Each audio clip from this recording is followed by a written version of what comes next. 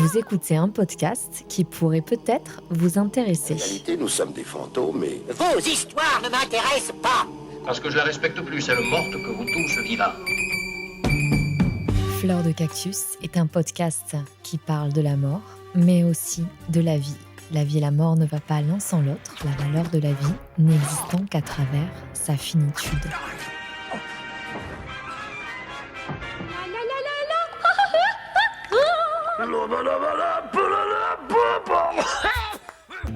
Comment l'acceptation de la mort pourrait nous permettre de mieux appréhender notre vie et plus précisément de transformer la façon dont on vit, dont on aime et dont on décide.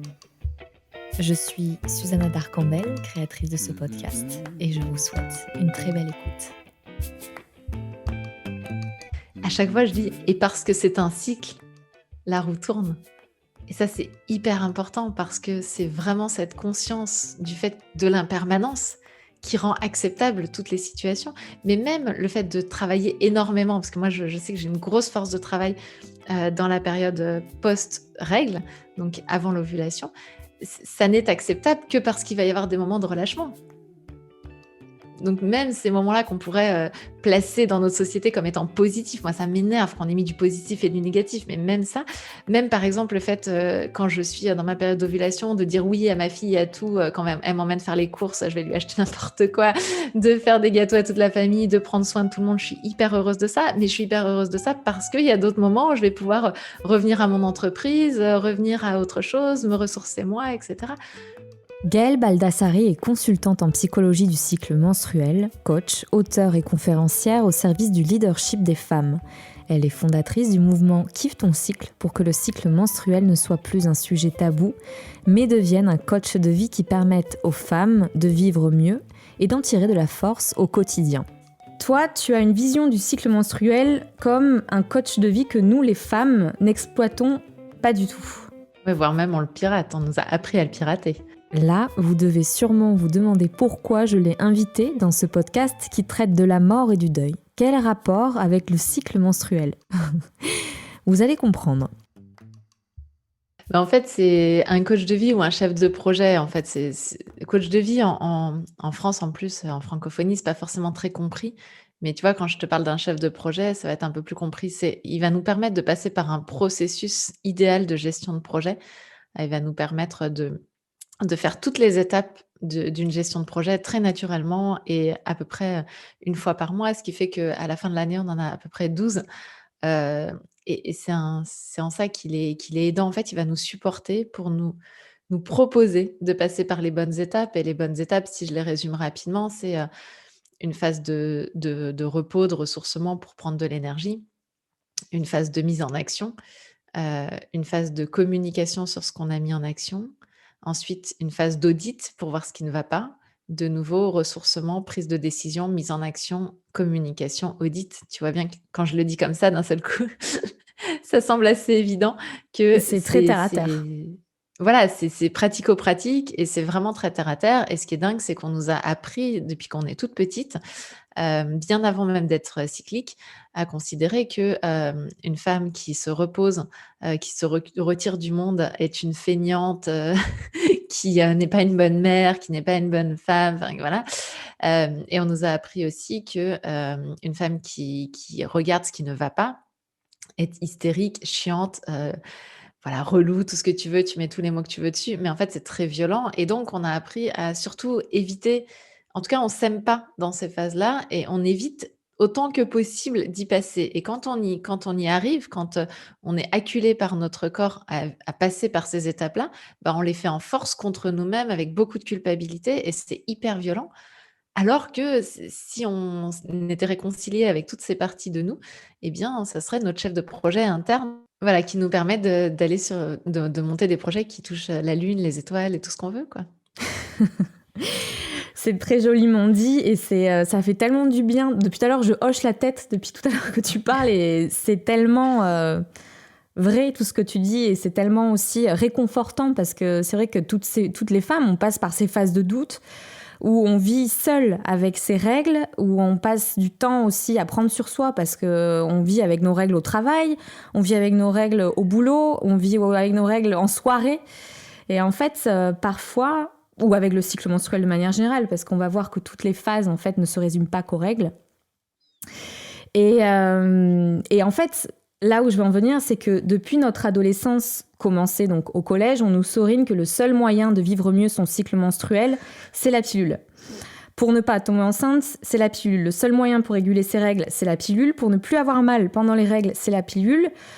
Bref, tout tourne autour de la pilule. Que penses-tu de notre rapport à la contraception ? Alors, moi, je pense qu'il est complètement détérioré. Il y a un vrai gros, énorme problème. La pilule, déjà, je vais poser ça ici. Elle a une seule autorisation de mise sur le marché, c'est la contraception.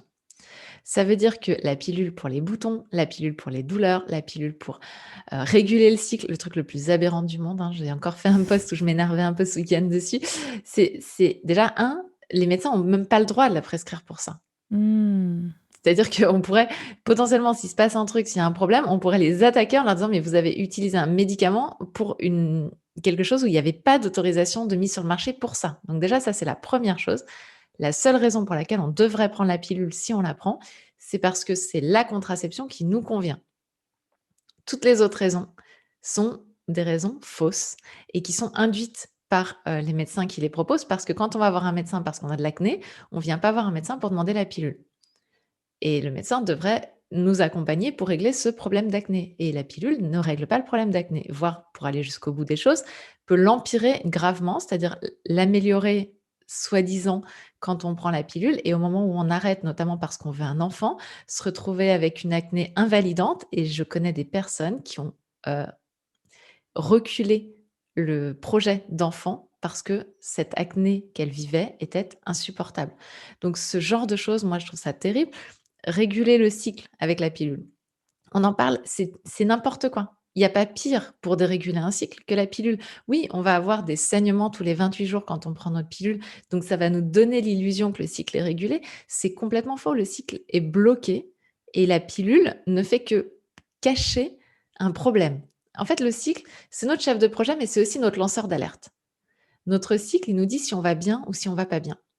On l'a bien vu là pendant le premier confinement, il y a eu des variations énormes de cycle, des femmes qui ont leur cycle qui s'est arrêté, d'autres qui s'est raccourci, et cetera.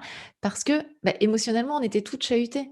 Et donc, c'est un lanceur d'alerte. C'est ce qui nous dit ça va bien, ça va pas bien. C'est ce qui nous dit je suis en carence, je suis pas en carence, je me sens bien dans ma vie. En gros, c'est lui qui nous dit je me sens prêt, enfin ton corps est OK pour accueillir la vie. Et donc, s'il est dérégulé, s'il est douloureux, s'il y a des problèmes avec le cycle, c'est une alerte pour nous dire il y a un truc qui ne va pas. C'est le Ton corps révélateur de souffre. notre santé, quoi. Ah mais complètement, complètement. Moi, j'ai un cycle très variable, Mhm. donc pas du tout linéaire. Et je peux clairement raccrocher ça au moment où j'ai déliré au niveau de la nourriture, au moment où je suis très fatiguée, au moment... Et tout ça me permet de voir. Donc, se dire, je vais prendre la pilule pour réguler, ça va planquer les symptômes, Mhm. mais le problème sous-jacent que notre cycle est en train de nous révéler, il est planqué en même temps. Et il est toujours là. Voire il va s'empirer. Et est-ce qu'on peut dire que la prise de la pilule, depuis donc son insertion sur le marché, donc qui a aussi aidé à la femme à prendre sa liberté aussi quelque part. Ah, mais à titre contraceptif, ouais, carrément. Ah, mais moi, je suis pas une anti-pilule, hein, qu'on soit bien d'accord. En fait, moi, je prends plus la pilule depuis 6 ans et ça a changé ma vie. Et en fait, là où j'aimerais avoir un peu ton avis sur la question, est-ce que la prise de pilule non consciente, de la prendre comme ça d'une manière systématique parce qu'on nous l'a seriné à l'école, en cours d'SVT, quoi. Comme si c'était la seule solution, est-ce que ça ne nous conduit pas à une déconnexion avec notre corps ? Et donc, avec notre psyché, notre mental ? En fait, ça va être très personnel. Déjà, il y a des personnes qui vont vivre un cycle qui ressemble fortement à un cycle menstruel, même sous pilule. Mais comme 24% des hommes ressentent un cycle qui ressemble fortement à un cycle menstruel, alors qu'on est d'accord qu'a priori, en tout cas pour les hommes cisgenres, ils n'ont pas les hormones. Donc ça va être très personnel. Il va y avoir des personnes sous pilule qui vont vraiment être connectées à elles-mêmes et d'autres qui vont effectivement se retrouver déconnectées, comme il y a des personnes qui ne sont pas sous pilule et qui sont déconnectées d'elles-mêmes, de leur cycle, de tout ça, parce que en fait, c'est un dialogue corps-mental. Qui prend le lead? Moi, j'ai été pendant des années sans être sous pilule et mon mental avait complètement le lead. Et tu me parlais de mon cycle, je t'aurais dit, mais rien, il se passe rien, aucune variation, aucune fluctuation. Pour moi, le ressenti était le néant absolu. Si ce n'est, il y a du sang qui coule ou il y a pas de sang qui coule, tu vois? Et pourtant, je prenais pas la pilule et à côté de ça, je connais des personnes qui prennent la pilule et qui vont avoir finalement une analyse très fine de ce qui se passe à l'intérieur d'elles. Donc oui, dans l'absolu, la pilule bloque le cycle menstruel, donc bloque cet accès facile, je dirais, à ces fluctuations. Mais l'important, c'est comment je dialogue de moi à moi-même. Et ça, tu proposes des outils pour cela? Voilà, comment je commence à m'observer. Moi, il y a des personnes sous pilule qui suivent Kiffe ton cycle et qui en récupèrent des choses parce que finalement, elles ressentent ces fluctuations et que le simple fait d'arrêter de culpabiliser et de les utiliser leur permet d'être bien dans leur basket et encore une fois, à côté de ça, il y a des personnes que je connais, dont j'étais une ancienne, qui ont complètement nié le cycle menstruel, même sans pilule donc c'est là où c'est intéressant. Pour moi, il y a pas de dogme, il y a pas de situation idéale. Si la pilule, c'est le meilleur moyen de contraception pour soi, s'il nous libère d'un poids et s'il nous permet de nous sentir bien et qu'on n'a pas les effets secondaires, problématiques, go! Enfin, moi, j'ai pas de problème avec ça. Après, la seule chose que je dis, c'est que la pilule met le corps dans un état de simili-grossesse. Elle fait croire à notre corps qu'on est enceinte, est-ce que c'est juste pour notre corps de croire qu'on est enceinte pendant 10 ans, 12 ans, 15 ans? Je pose juste ça ici. Mais j'ai envie de dire à chacune vraiment de se poser la question. Moi, ce que je pense qui est dommage, c'est qu'il y a trop, une proposition monolithique qui est pas évolutive dans le temps. Je pense que, par exemple, quand on est jeune, qu'on est très fertile, qu'on a envie de pas se poser de questions et qu'on trouve quelque chose qui nous convient au début d'une relation, je pense que ça peut être assez pratique parce qu'il faut se dire les choses, le préservatif, on a envie de l'enlever très rapidement et tout ce qui est méthode naturelle et tout, je trouve ça absolument génial et je trouve qu'on devrait les enseigner dès 12 Ouais. ans, dès les premières règles parce que c'est déjà un moyen de se connaître soi. Mais voilà, quand on est jeune, parfois, on n'a pas envie de tout ça et puis la relation s'établit, les choses se posent et là, à ce moment-là, on pourrait très facilement passer à autre chose. Et c'est là que c'est dommage, c'est que les médecins font pas ce pont-là, de dire: «OK, hey, ça fait peut-être 2, 3 ans que tu es sous pilule. Bon, on va peut-être proposer autre chose pour que le corps, se relâche». Je vois par exemple les contraceptions thermiques masculines. En fait, ils conseillent de le faire pendant 4 ans Mmh. et d'avoir un retour à la normale, d'arrêter la contraception thermique, de revérifier que les spermatozoïdes sont toujours là et cetera, avant d'éventuellement reprendre. Et ce qui est dingue, c'est que nous, on nous a jamais proposé ça, quoi. Je voulais revenir un petit peu sur ce qui nous intéresse ici pour ce podcast qui aborde la mort et le deuil. Je vais partir de mon expérience personnelle. Au moment où j'ai arrêté la pilule, donc c'était il y a 6 ans, j'étais déjà plutôt connectée à moi-même, je m'observais régulièrement, je prenais des pauses, voilà, j'ai toujours été quand même de manière générale dans cette remise en question, à m'informer, etc. Mais quand j'ai arrêté la pilule, il y a quand même eu une révolution interne qui a eu lieu parce que j'ai été beaucoup plus consciente de toutes les étapes de mon cycle menstruel, notamment l'ovulation, que j'ai commencé à sentir. Et je savais exactement à quel moment j'évoluais. Je me suis dit, mais c'est dingue, parce que les seules douleurs que j'avais, c'était lié au moment des règles. Et donc, c'est à ce moment-là aussi que j'ai pris conscience que psychologiquement, j'avais aussi des phases qui correspondaient à ces phases du cycle menstruel. Ces phases émotionnelles étaient liées à ces phases du cycle menstruel. Et donc, j'ai commencé à observer des moments où j'étais plutôt triste ou angoissée, plutôt fragile, vulnérable, mais qui correspondaient aussi à des périodes qui précédaient des périodes beaucoup plus vitales, pleines d'énergie. Et j'avais en quelque sorte mûri quelque chose pendant cette phase de repli sur moi. Et donc je me suis dit, chouette, maintenant que je sais à peu près comment ça marche, c'est vrai que je pense que quelque part ça m'a aidée. Et en faisant ce podcast-là, je me suis dit, mais en fait c'est un outil formidable que j'avais jamais envisagé réellement. Et qu'est-ce que toi tu en penses de ces émotions qui sont liées au cycle menstruel et comment ces émotions-là peuvent nous aider à gérer sa vie? Effectivement, c'est un cycle comme tous les autres cycles de la vie, dont le grand cycle de la vie, vie-mort-vie. Eh bien, c'est pareil et en fait, il nous surentraîne à 2 choses, effectivement, l'acceptation du changement et aujourd'hui, dans la vie actuelle, l'acceptation du changement est au cœur de la je sais pas, c'est peut-être une compétence essentielle, j'ai envie de dire, de pouvoir, accepter le changement. Effectivement, il va nous faire passer par des cycles, un cycle vie-mort-vie, en fait. C'est ça qu'on vit dans notre cycle, un passage de la vie qui s'épanouit, qui rayonne et puis, qui va petit à petit, revenir vers une intériorité, peut-être s'arrêter. En tout cas, il y a un moment en suspension comme ça et de nouveau la vie qui redémarre et et ce qui est intéressant, c'est qu'effectivement, on est surentraîné au changement, on est surentraîné à comprendre le deuil, à s'accompagner et à aussi, passer par toutes les étapes.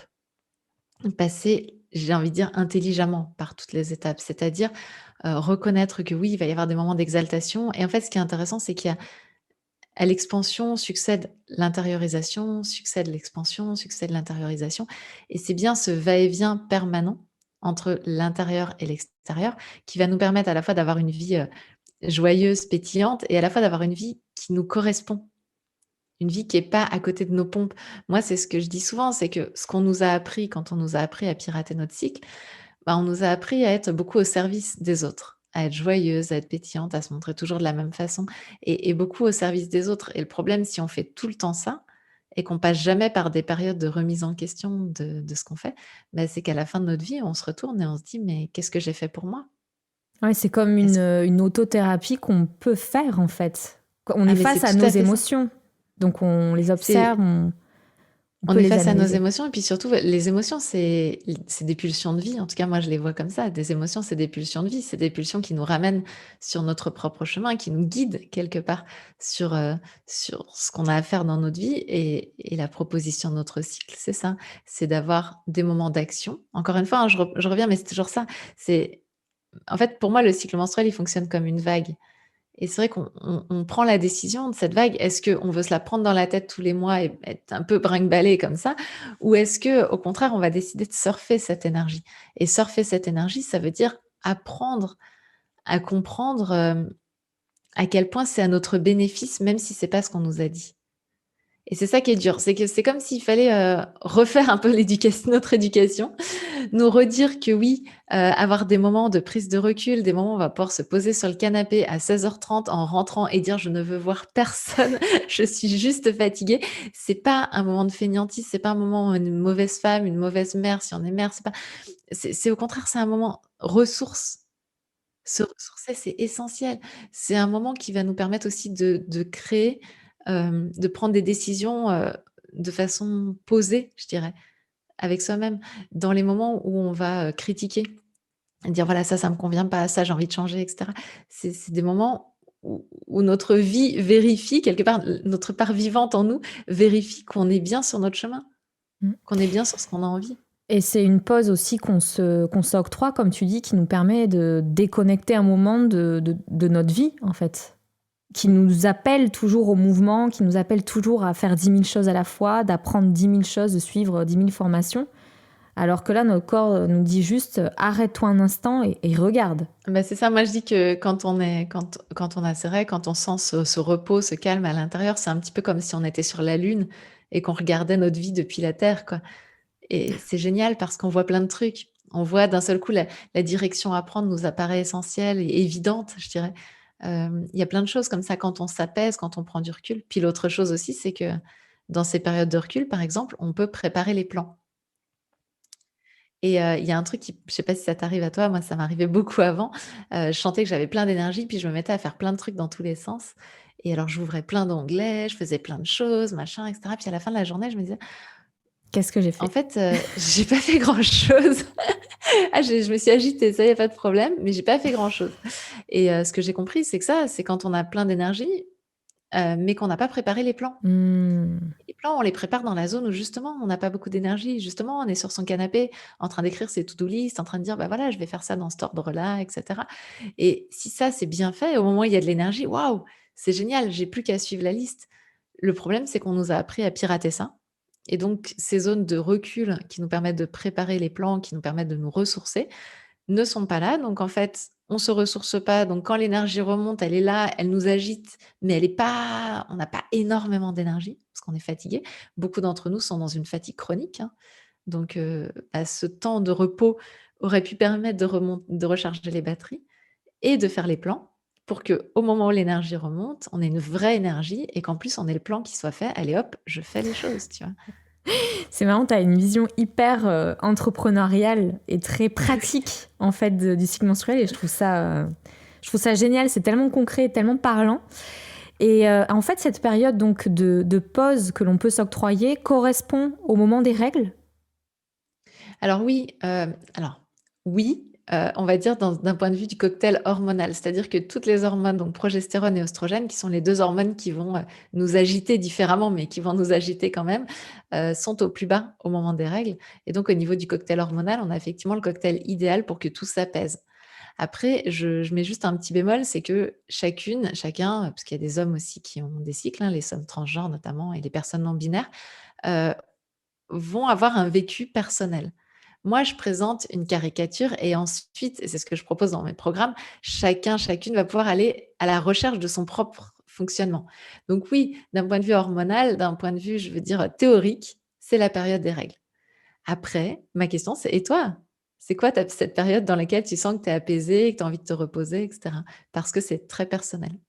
Et toi, donc, ce que tu t'attelles à démontrer, c'est que le cycle menstruel est un atout que les femmes, on n'exploite pas pour affronter la vie et ses aléas. Et ça paraît si clair quand tu parles de cette mise en place d'un plan. Ok, je me prends une pause et je vais faire ça, ça, ça, ça, ça à la prochaine phase qui est la phase de l'ovulation.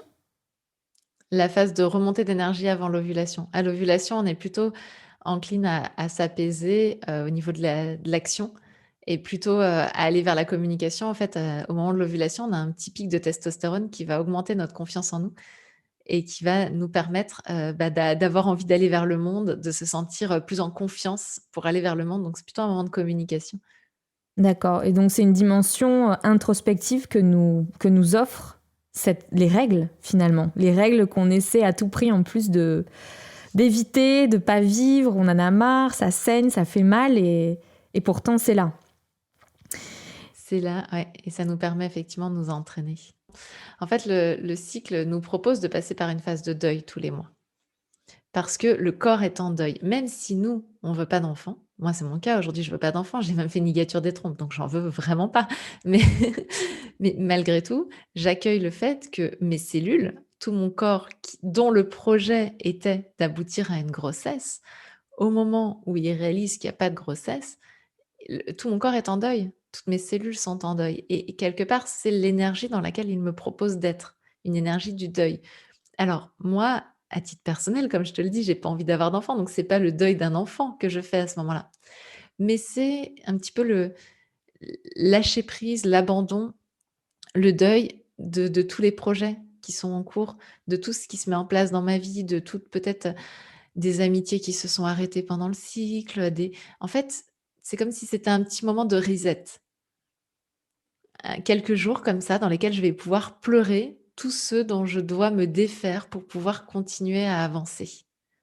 Et pleurer vraiment, en tout cas moi je fais partie de ces femmes qui pleurent vraiment, chacune est différente après, mais moi je fais vraiment partie de celles qui, voilà, qui ont parfois, sur certains cycles ce besoin, cette envie de pleurer, de lâcher et hem et ce qu'il y a de génial, c'est que ça nous permet, voilà, comme le fait un reset, de revenir avec en allant mieux après.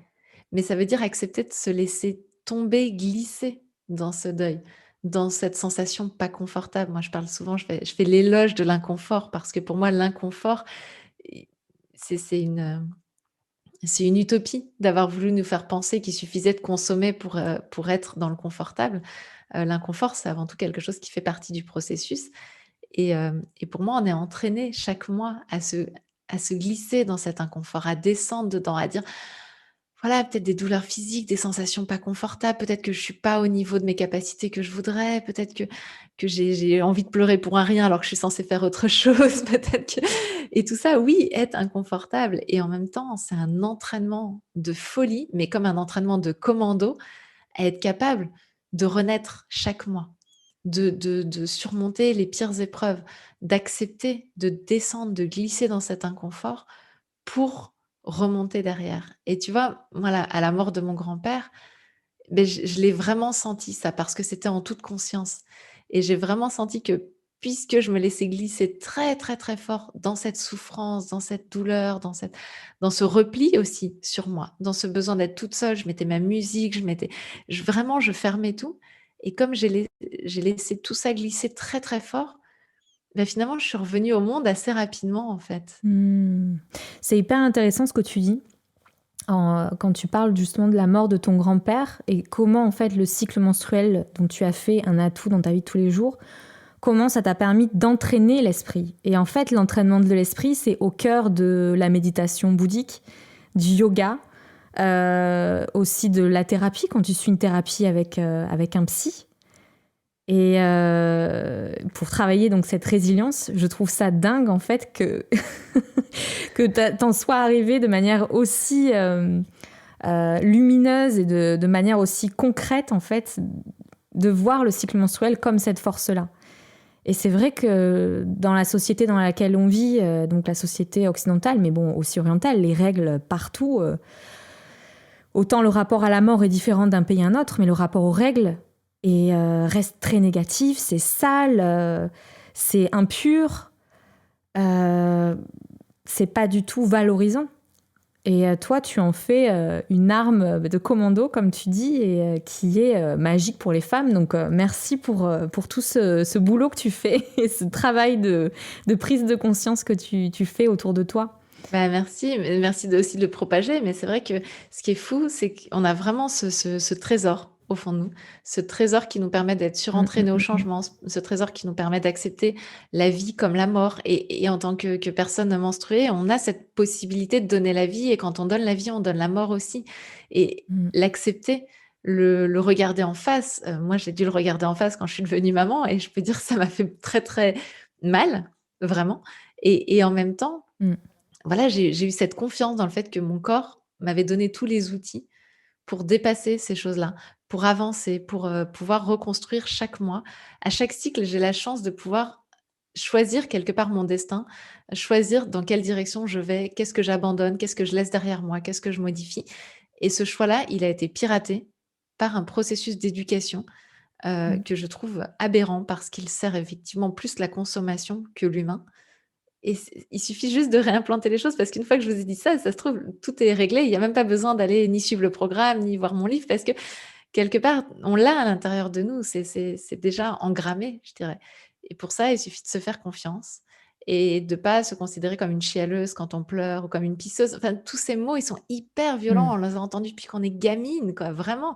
Et voilà, hystérique quand on est en L'hystérique. colère ou voilà, non, et la colère, c'est une émotion saine et on a le droit de l'exprimer tout autant que les hommes. Et Mm. la colère, c'est l'émotion de conserver notre espace, conserver notre intégrité. La colère, c'est ça, c'est ce qui nous permet de conserver notre intégrité, nous mettre en mouvement pour la protéger. Et le deuil, le repli, c'est un moment où on aurait besoin d'être protégé, là, pour le coup. On n'a plus forcément l'énergie de conserver cette intégrité. Et on peut aussi demander du relais à l'extérieur, mais pour ça, il faut se comprendre. Et on nous a appris que tout ça, ça Mm. allait pas, quoi. Avant de parler des programmes que tu Mm, mm, mm. proposes, comment toi, concrètement, à la maison, tu essaies de vivre ce cycle-là? Comment tu l'enseignes aussi à ton mari? Parce qu'en fait, tu en parles de ça, tu dis parlez-en aux hommes qui vous entourent. Ouais, et puis il y a ma fille aussi, ouais, clairement. Mm. Et puis il y a toute ma famille, parce que moi, c'est très drôle, j'entends tout le monde. Tout le monde entend parler de Quand règles on est et de en cycle vacances. menstruel. Ouais, c'est ça, mais c'est fun, c'est génial. Comment j'en parle? Bah, j'ai envie de dire, très simplement en parlant de l'état dans lequel je me sens aujourd'hui. Pas forcément du fait que j'ai mes règles, en fait, juste de dire: «Voilà, aujourd'hui là, ouh, je me sens un peu comme une grenade dégoupillée. Bah, c'est peut-être pas la peine de venir taper dedans, ça risque d'exploser, quoi». C'est vrai que ça serait cool et en même temps, en ayant la pleine conscience que je suis responsable de ce que je vis, de mes émotions et donc mon cycle ne doit pas devenir le terroriste de la famille. C'est pas parce que je suis comme une grenade dégoupillée qu'on n'a pas à me dire les choses Mm. si on doit me les dire. C'est ça qui est super important, c'est que il faut pas non plus déporter, la responsabilité de ce que je vis sur les personnes qui m'entourent. Ah bah, je leur ai dit que j'avais mes règles, ils ont pas à me faire chier. Non, en fait, ils ont aussi leurs besoins, ils ont aussi leurs envies, ils ont aussi tout ça. C'est plutôt, comment chacun peut parler de ses Ouais, besoins c'est à ça. un instant T Ça pour engage la qu'on puisse. communication. Ouais, c'est ça. Mais tu vois, je trouve que c'est trop facile et on le voit beaucoup dans la société américaine qui s'est, beaucoup informée sur le cycle. Mais alors là, parfois, c'est le terrorisme total de la famille. C'est-à-dire que maman a ses règles, il y a plus personne qui bouge.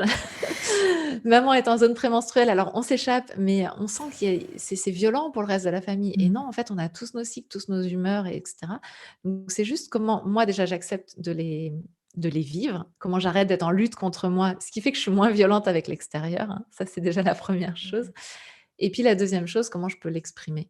En disant: «Voilà, bah, là, bah, aujourd'hui, je vais pas venir en balade avec vous. Oui, on est en vacances. Oui, c'est sympa de profiter de toute la famille et une partie de moi aurait aimé vivre ça, mais vous savez quoi? Je vais être tellement mieux dans mon lit et on se retrouve ce soir» et c'est ça aussi, c'est de pouvoir exprimer ça, de pouvoir, recevoir les premières fois les regards désabusés, incrédules, jugeants des autres personnes.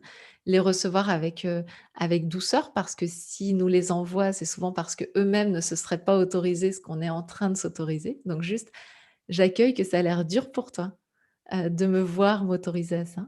Et c'est vrai que tu dis justement que on s'autorise à vivre seul, une parenthèse seule, quand on communique avec les autres. Ok, là je suis. Enfin, toi tu dis, tu parles pas forcément de ton cycle menstruel et tu ramènes pas toi à ça, mais comme tu as une connaissance accrue de tes émotions, tu dis juste voilà, j'ai un besoin d'être seule.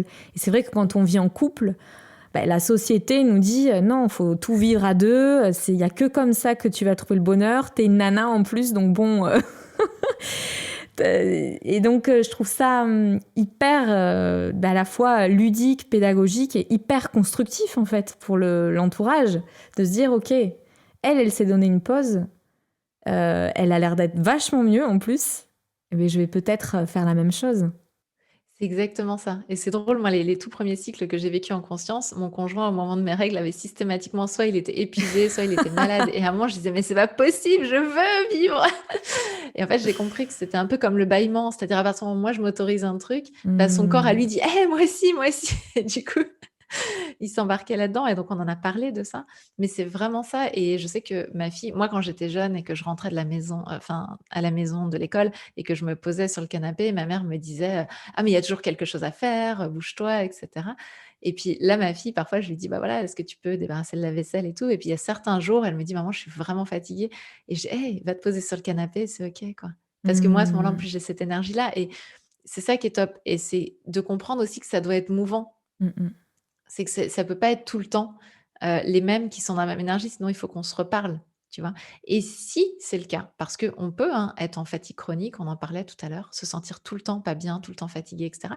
C'est un signal. C'est un signal que ça ne va pas. C'est-à-dire que tant que ça fluctue, tant qu'il y a des moments de repli et de repos et des moments d'énergie, tout est OK. Si ça ne fluctue plus, bah, ça veut dire qu'il y a un problème. Soit il y a une dépression, soit il y a des carences, soit il y a et ça, c'est un signal et c'est un signal qu'il faut écouter. Et quelle est l'épiphanie que tu as eue à l'origine de la création de Kiffe ton cycle? Parce que j'imagine que ça a été une prise de conscience peut-être douloureuse ou pas, je sais pas. Bah, oui, pour moi, elle a été assez douloureuse effectivement parce que mon cycle fonctionnait pas bien et j'ai fait de la procréation médicalement assistée pour avoir ma fille Mmh.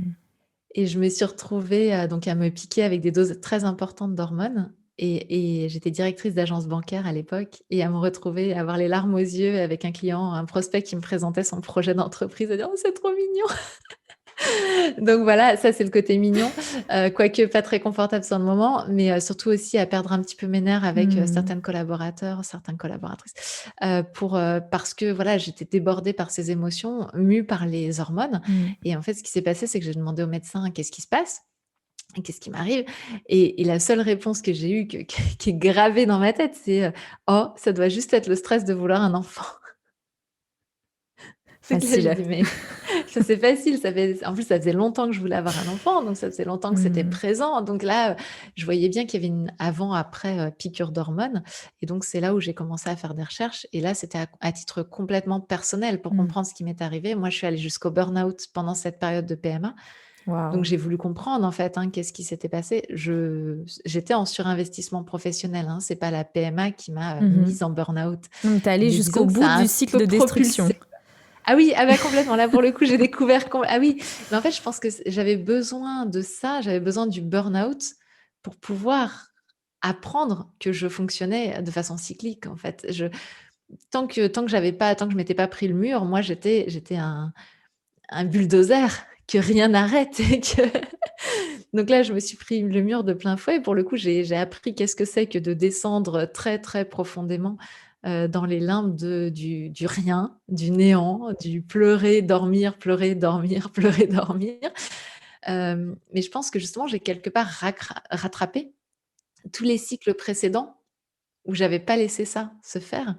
Quelque part, c'est comme si je récupérais, c'est peut-être 10 années de cycle où j'avais traversé la période des règles sans aucun changement et sans lever le pied du tout. Je les ai rattrapés pendant ce burn-out quelque part. Et donc après, c'était à titre personnel, j'ai découvert ça et puis moi, je faisais du coaching, j'accompagnais, les femmes en leadership et régulièrement, elles avaient des moments où elles disaient: «Mais c'est pas possible, ça allait super bien et cetera et puis il y a tout qui s'effondre, patatras, de nouveau, j'ai plus confiance en moi, de nouveau, je râle sur mes enfants, de nouveau, c'est la catastrophe» et je leur disais: «Mais tu en es où de ton cycle?» Et là, il y avait la petite lumière, tu sais, comme si je voyais la lumière s'allumer au-dessus de leur tête. «Ah ouais, maintenant que tu le dis» et et en fait, ça arrivait plusieurs fois comme ça en Mhm. coaching et une fois, c'est une de mes clientes qui me dit: «Gaëlle, tu sais un truc que je sais pas, va falloir que tu m'expliques ce que c'est que cette histoire de cycle-là» et je lui dis: «Bah non, on va pas utiliser une séance de coaching pour ça coûte quand même assez cher et tu es là pour travailler sur toi» et elle me dit: «OK, pas de souci. Tu sais ce que tu fais? Tu vas faire une réunion pour toutes tes clientes, comme ça tu vas nous l'expliquer à toutes» et j'ai fait ce truc-là et là, ça a été le premier pied que j'ai mis dans Kiffe ton cycle parce que pour elle, il y a eu un avant-après cette réunion-là et donc bah, petit à petit, j'ai intégré de plus en plus le cycle dans mes transmissions. J'ai contacté des chercheurs, ce que j'avais déjà commencé à faire avant à titre personnel pour savoir concrètement comment ça fonctionnait et tout et puis voilà, j'ai continué mes recherches. C'est dingue. Donc, d'une crise existentielle, en fait, une chose magnifique en est sortie. Ah bah, c'est ça, hein. En quoi consistent d'ailleurs ces programmes que tu proposes? Parce que tu proposes différents programmes. Il y en a pour les femmes et aussi pour des jeunes femmes, j'imagine avec Oui, des outils même je dis différents. les jeunes filles même parce que c'est à partir de 10 ans donc pour moi, Ah c'est oui! pas encore forcément Ah, c'est bien, des femmes. génial, je savais pas. Le premier programme, il est conseillé à partir de 10 ans, mais il y a même des petites filles de 9 ans, qui l'ont fait avec leur sœur, par exemple et cetera et qui ont adoré. Parce que ma fille aujourd'hui à 7 ans, elle pourrait tout à fait entendre ce qui est dedans, quoi. C'est pas, Mmh. c'est 10 ans parce que c'est le moment où c'est intéressant de commencer à s'y Et intéresser, j'ai qu'est-ce envie que de dire. tu leur dis? Qu'est-ce que tu leur Et donc c'est pour enseignes? les jeunes filles de 10 à 17 ans, ça s'appelle Kiffe tes premières règles et ce que Mmh. je leur enseigne, c'est qu'est-ce qui se passe? Qu'est-ce qui se passe dans leur corps? Mais vraiment d'un point de vue pratico-pratique. La couleur des règles, truc tout con. Le nombre de femmes qui ont paniqué en voyant que ça devenait, marron, Noir. noir pendant des années jusqu'à ce qu'à un moment elles en discutent avec leurs copines et qu'elles disent: «Ah mais toi aussi? Ah bon? Et c'est pas c'est pas normal», tu vois? Et tu vois, je veux plus de ça. Je veux plus qu'il y ait Mmh. des femmes qui pensent ça. Moi, j'ai cru pendant des années que j'avais une mycose à chaque fois à cause du changement de ma glaire cervicale qui devenait un peu pâteuse et comme on m'avait dit qu'on n'était rien censé avoir, j'étais sûre que j'avais un truc hyper honteux. Mais comme ça passait, j'allais pas voir le médecin et je suis restée pendant des années avec En ça. pensant que c'était un problème. Exactement. Alors que c'était le meilleur moyen de savoir si mon cycle était en santé que de connaître cette glaire cervicale. Donc je leur apprends ça. Je leur apprends la glaire cervicale, la couleur du sang, les différentes protections périodiques, comment on peut faire des mix de protection plutôt que d'être dans la team tampon ou la team serviette. Qu'est-ce qu'on peut faire pour soi? Comment on fait pour se respecter? À travers ça, qu'est-ce qui se passe, tu vois, de façon, très pragmatique? Je l'ai pas là, mais ouais, qu'est-ce qui en fait, je leur présente un petit bassin pour leur montrer comment ça se passe à l'intérieur. Où est placé l'utérus? Qu'est-ce qui fait que, bah, parfois ça peut appuyer sur la vessie, que ça peut être inconfortable, parfois ça peut appuyer aussi sur le rectum. Enfin, en fait, qu'elles Tout ce qu'on nous comprennent apprend pour moi pas en cours c'est ça, d'SVT, c'est ça. non mais je me dis: «J'étais à la préhistoire, quoi». C'est pas C'est possible. c'est vraiment ça, c'est comprendre la taille aussi que fait l'utérus, c'est C'est comprendre un tout ça. super cadeau, oui. Dans ce qui se passe et c'est ludique parce qu'à chaque fois, c'est des petites vidéos de 5 minutes, c'est pas un cours. Voilà, j'avais pas envie de refaire un énième cours, de SVT. En fait, moi, ce que j'ai compris, tu vois, c'est drôle, c'est que mes cours de SVT, je les ai retrouvés. Moi, j'étais passionnée de biologie quand j'étais jeune et j'ai retrouvé mes cours de biologie et tout était dedans. Mais tout, les changements de température, la glaire cervicale, tout était dedans. Et je me suis dit, mais qu'est-ce qui fait que j'ai jamais connecté Mmh. entre ce que j'apprenais et moi? Et j'ai compris que la raison pour laquelle j'avais jamais connecté, c'est qu'on m'a jamais parlé de moi. On Mmh. m'a fait un cours théorique. Donc voilà, moi, les jeunes filles, je leur parle d'elles, de ce qu'elles vivent, de comment gérer les douleurs, de pourquoi c'est normal, qu'est-ce qui est pas normal aussi. À quel moment il faut se faire accompagner, comment on peut faire tous les petits tips pour gérer les douleurs. Voilà, leur expliquer aussi que les 2 premières années de règles, elles peuvent être plus douloureuses et que ça ne veut pas dire que ça va être comme ça toute leur vie.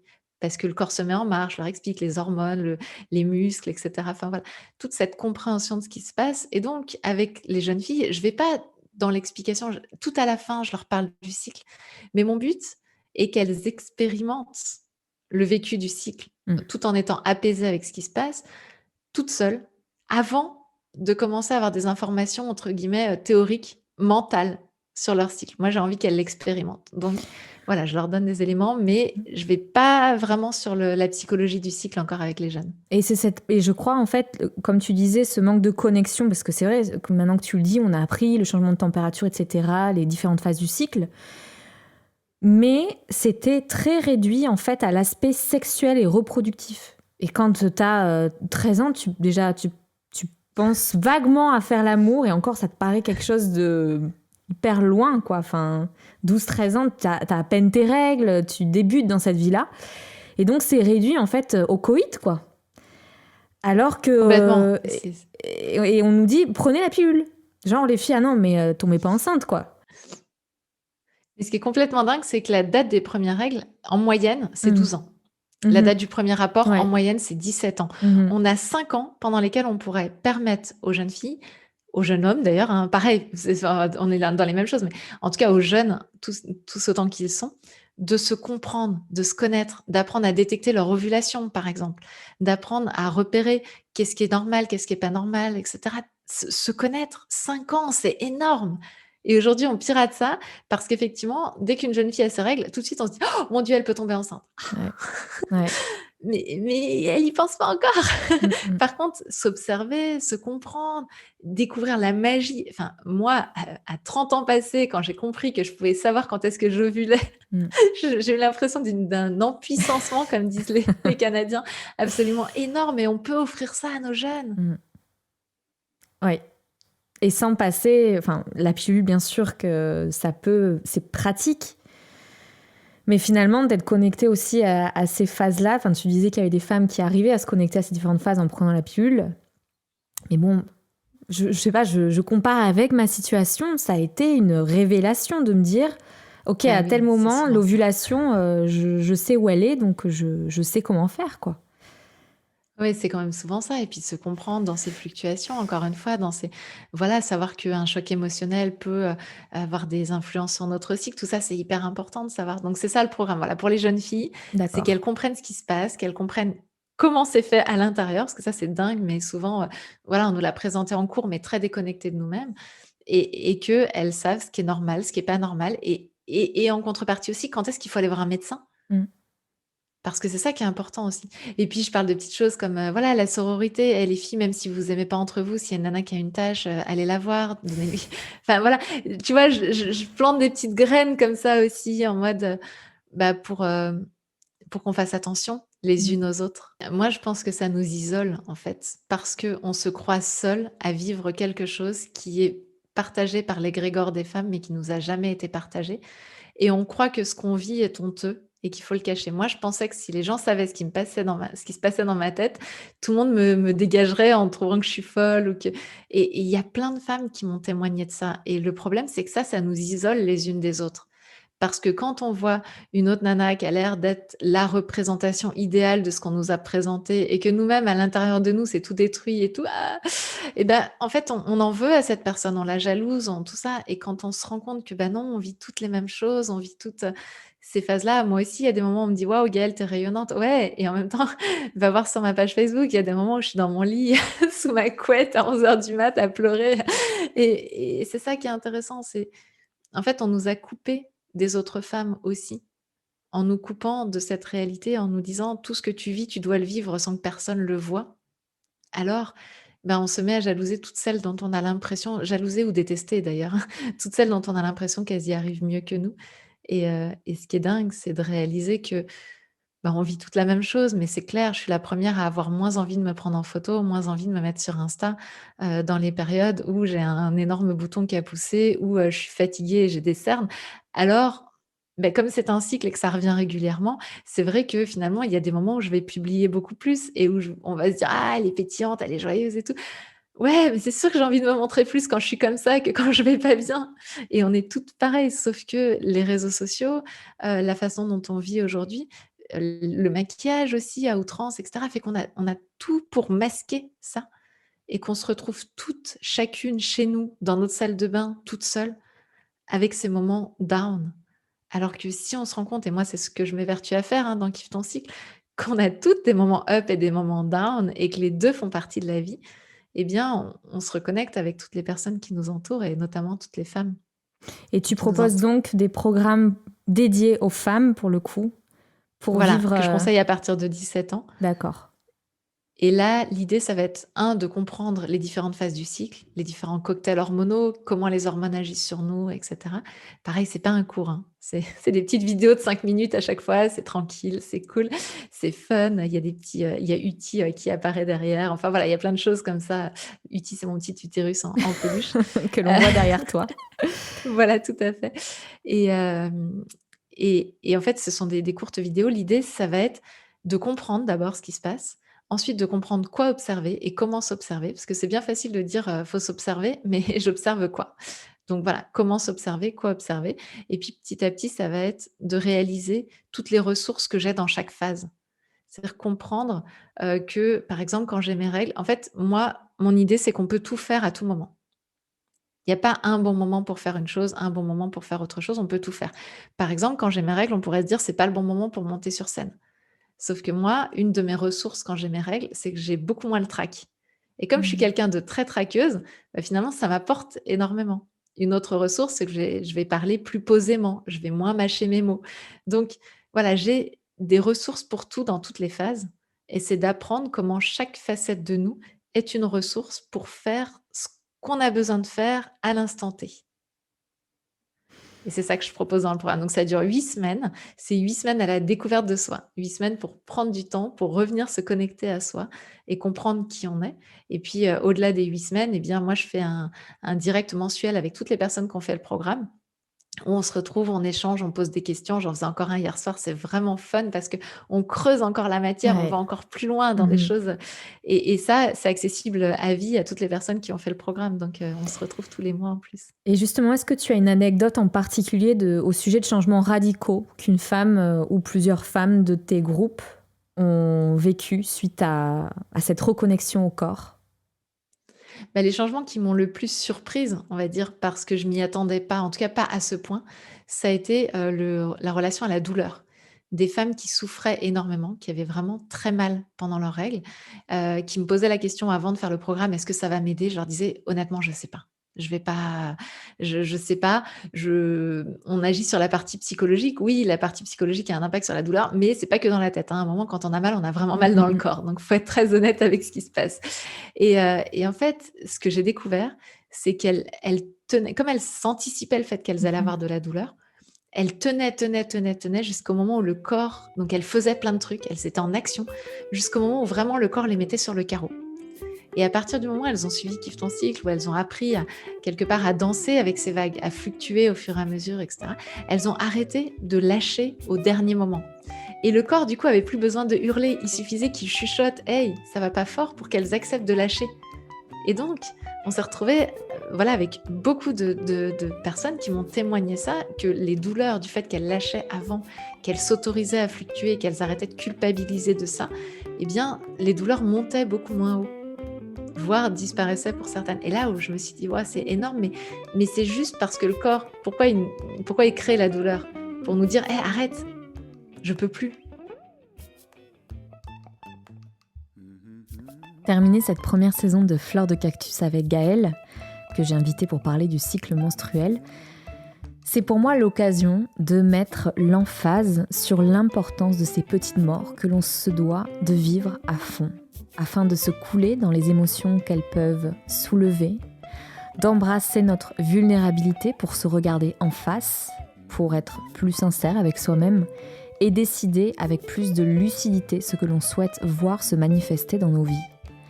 Ces petites morts ont ce pouvoir de nous entraîner à encaisser des moments bien plus douloureux, bien plus définitifs, comme la mort.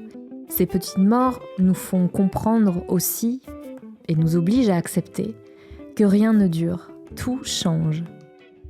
Accepter l'impermanence de l'existence, c'est surfer avec les cycles de la vie. Vous pouvez écouter Fleur de Cactus sur Apple Podcasts, Deezer, Spotify, Google Podcasts. Laissez un avis sur Apple Podcasts en lui laissant 5 étoiles au passage. Cela rendra Fleur de Cactus plus visible et donc plus accessible. Vous pouvez suivre toute l'actualité de Fleur de Cactus via mon compte Instagram, que vous retrouverez dans la barre d'infos associée à cet épisode. Je vous souhaite une très belle semaine et je vous dis à bientôt.